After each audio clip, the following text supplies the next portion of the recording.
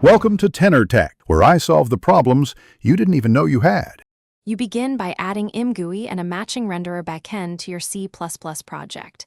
This step is critical because Imgui itself is renderer agnostic.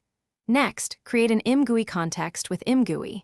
Create context, set a style, and configure I/O flags so input behaves correctly.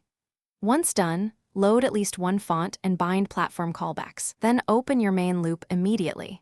Initialize a new frame each tick so widgets draw correctly and events propagate to Imgui efficiently. You now control the frame lifecycle. Call Imgui impl xxxx new frame and Imgui new frame, then construct your UI with Imgui. Begin and Imgui, end around widgets. After finishing the UI, call Imgui render to emit imdraw data. Next, translate imdraw data into your renderer's vertex/index buffers and issue draw calls. This is where batching matters for performance.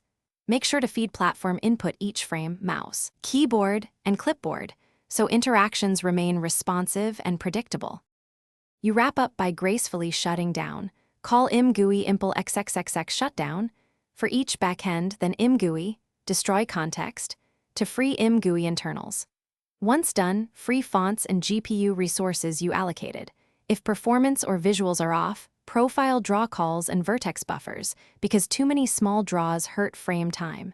And if UI input feels wrong, recheck key mappings and platform backend initialization. Often a missing set clipboard text or wrong display size causes issues. Thanks for watching. Subscribe to keep your life in tune.